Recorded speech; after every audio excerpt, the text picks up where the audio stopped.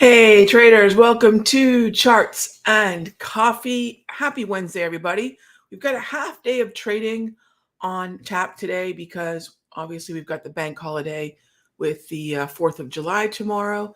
So this whole week has been a wonky week in terms of participation because we have a number of events that are important to watch, whether that be the ISM data that we've got, the PMIs, both manufacturing and services that we have this week. And then, of course, we had JOLTS yesterday, which was a pretty muted response. We had Powell yesterday, who actually put Friday's non-farm payroll absolutely front and center. So if you have not yet checked the free video that's over at the Simpler Trading YouTube channel, probably the very channel that many of you are logged into right now, check that out, because in that I walk through what the implications are for the data. Now, one of the common questions I get, and I think I got this one on Twitter, was, and I have a couple of notes here for our show, real versus reaction. Gang, I am never, ever concerned about what's real.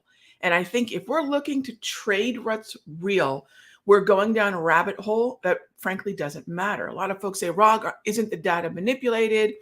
Isn't the market manipulated? Isn't the data not real? And let's say we say, sure, it's not, right? Now what? Do we quit the game? Is it not worth our time? Of course not. And we know that's not true. In terms of if it is or whether it isn't, we know that we can still play this game. So whether or not the non-farm payroll is real, or when people ask me, I said, what does it matter? Is it reacted to, right? So I don't ever concern myself with real versus reaction. I just focus on the reaction. And all we do have is that data. And all the Federal Reserve will do is point to that data, cite that data, use that data to make their next decision. So when we have something like non-farm on Friday, of course it's important, but I'll never get caught up in the real versus not.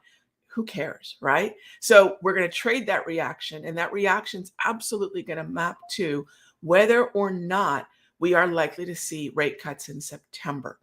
November and December aren't as reliant on it because, it's further down the year. We'll see how jobs and inflation go. But Powell said two really important things yesterday that in terms of rate cut implications, that one, they see some progress in terms of inflation. Again, what they view as inflation and the world that we live in are two different things. So those two things don't matter. It's just, what does Powell think is happening? And he did say that they would react to disappointing jobs, which is to say, if there are fewer job openings, there weren't. Yesterday's JOLTS number was pretty good.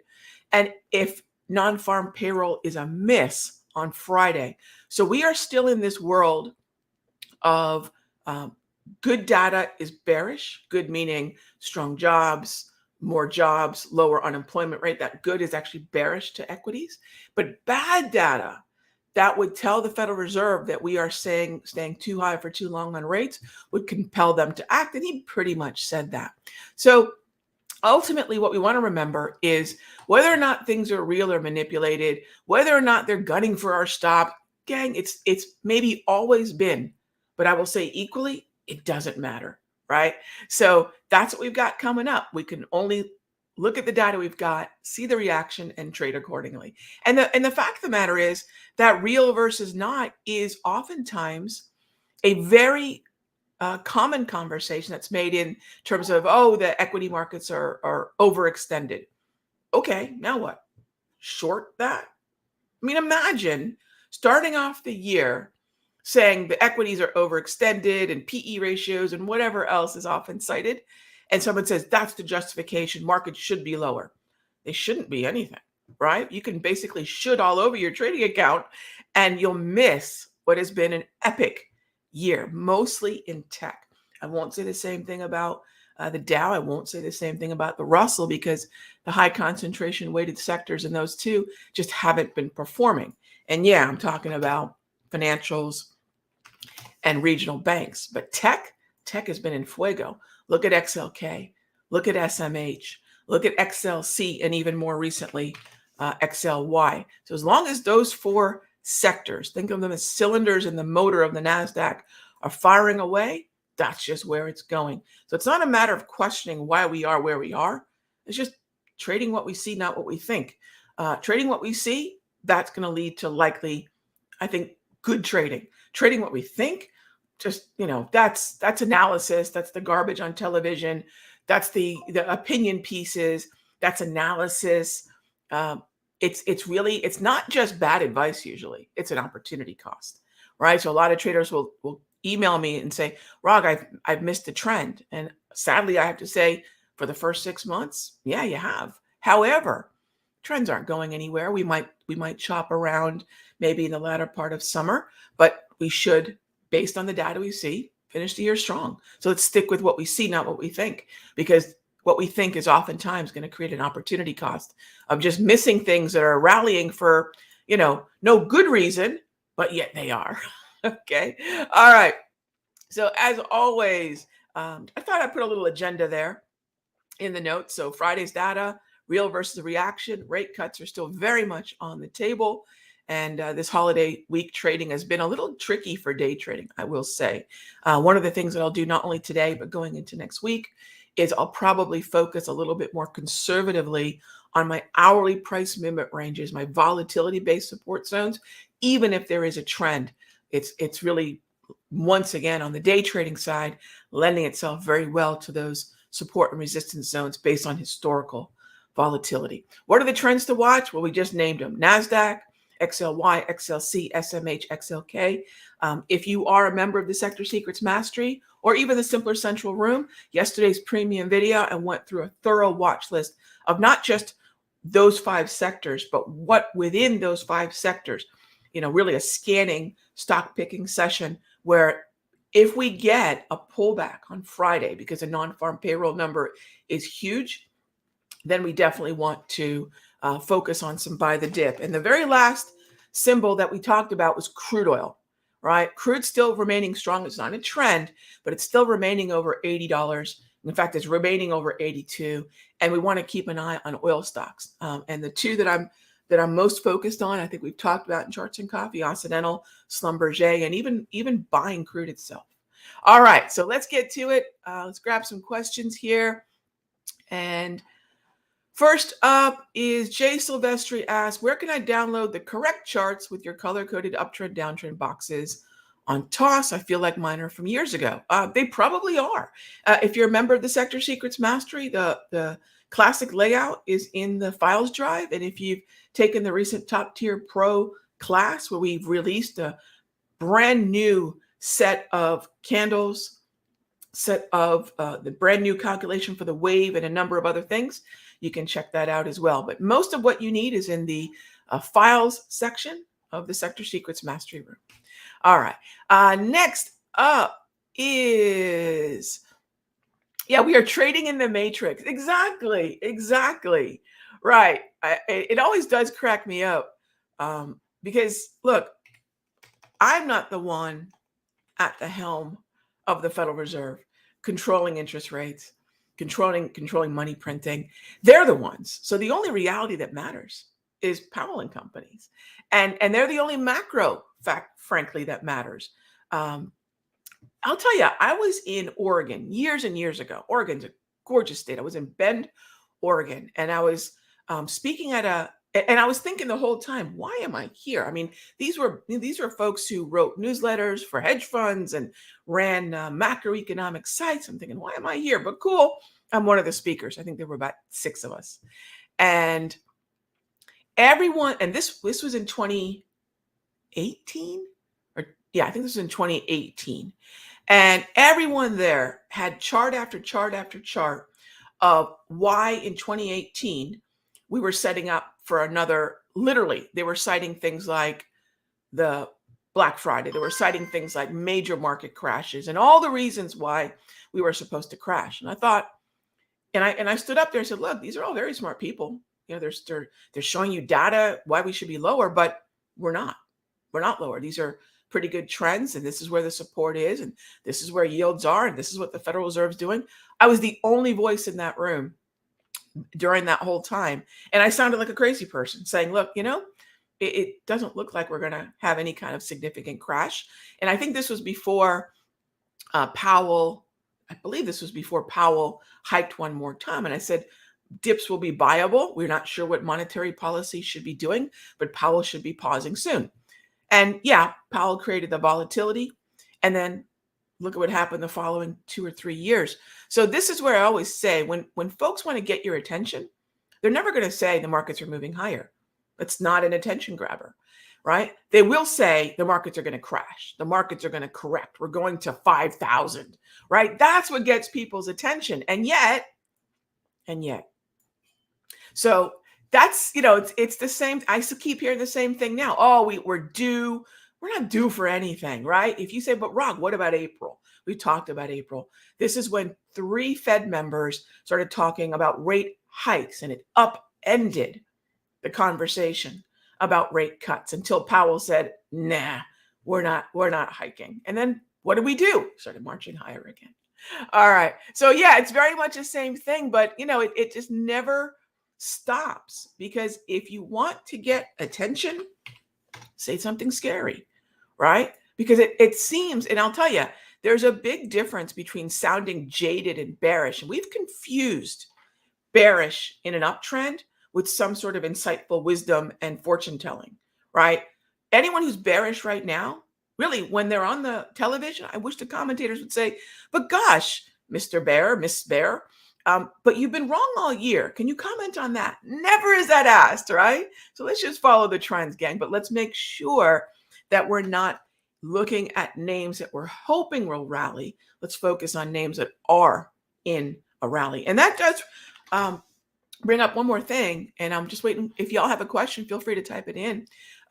We are now within about 9 days to the kickoff of earnings season again. Yeah, it's back. And you'll see financials seem to be waking up. If we continue to see strength in financials, XLF, JP Morgan, Bank of America, and Citi, those are my 3 favorite right now in that group, it will benefit the Dow. So if you're waiting for the Dow, saying, what gives, Rog? How come the Dow really isn't in the same way participating? Because the Dow's weighting in the sectors that are in fuego right now is far less. And the most heaviest weighted sector in the Dow industrial average is in fact not industrials, but this thing at financials. So financials can wake up and we can start trading above, say, 42.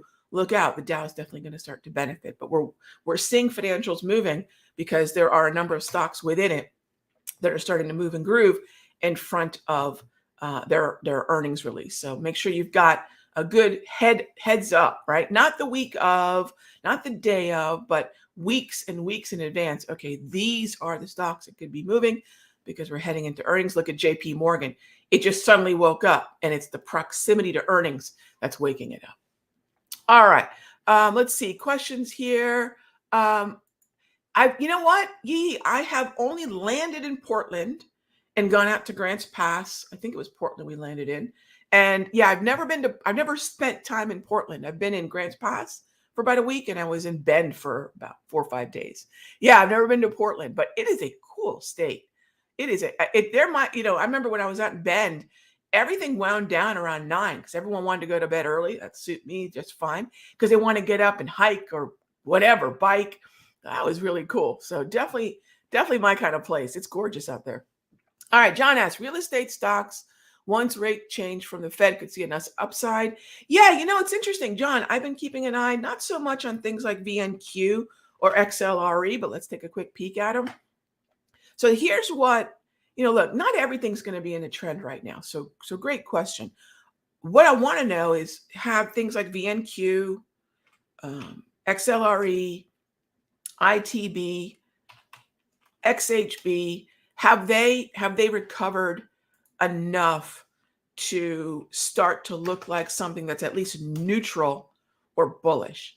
And I can't say ITB, that's home builders and home construction, but when you look at XLRE, things like that, and I don't know specifically if you're looking at a home builder or a sector, but however you want to break it down, those 4 symbols are a good way to do it. What I do like is we're starting to compress, and much like a can of Coke that's been shaken up, or a toothpaste tube that's about to be squeezed. This is the kind of action that I would anticipate.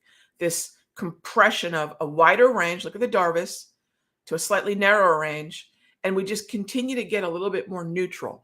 And a lot of times, for those of you that like chart patterns, I don't use them. I used to a lot more than I do now, but I like the automated Darvis because within this, yeah, you could envision there's a larger compression in terms of a triangle that's happening. The bottom line is I don't want to wait for the breakout. What I'd rather do is find a neutral environment, buy the support, and then anticipate the breakout. That way, if we don't break out, if price does not run stops through the resistance level, I've at least got a target that I could scale out at. And so it's a very different way of trading momentum.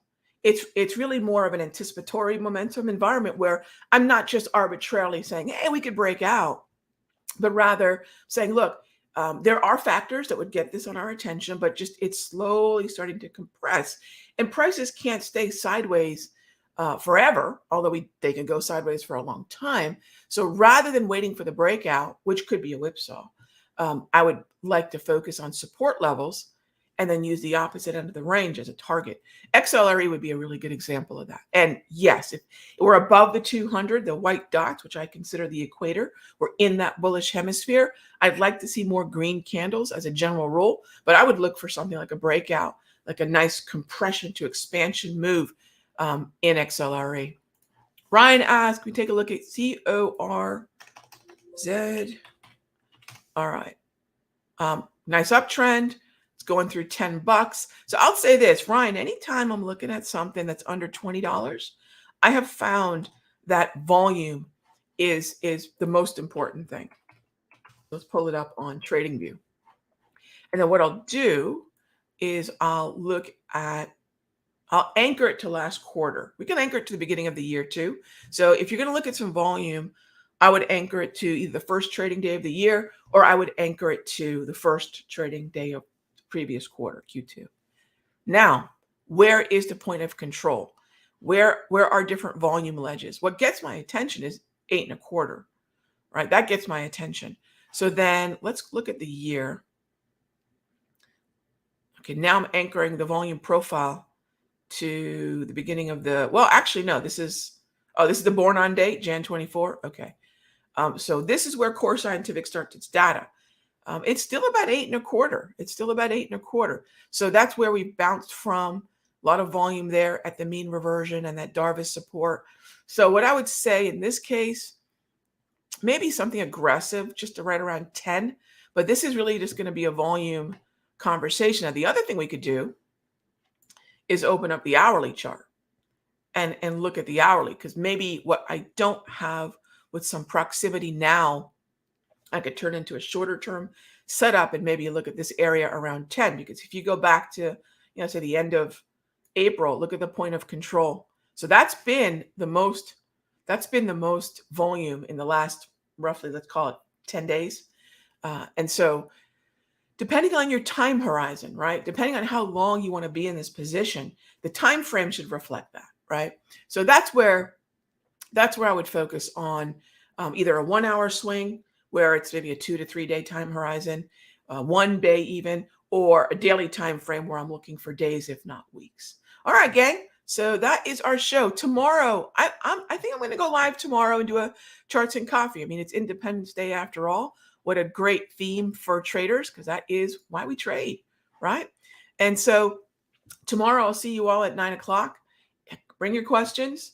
We'll do a show tomorrow, and then we'll enjoy our day off. Remember, today's a half day, likely to be a very wonky day.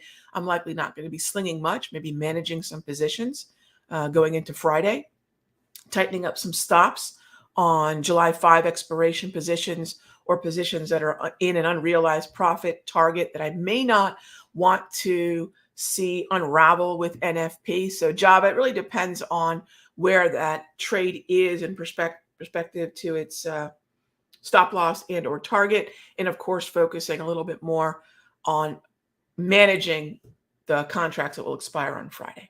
All right, gang, be good to each other. I will see you tomorrow.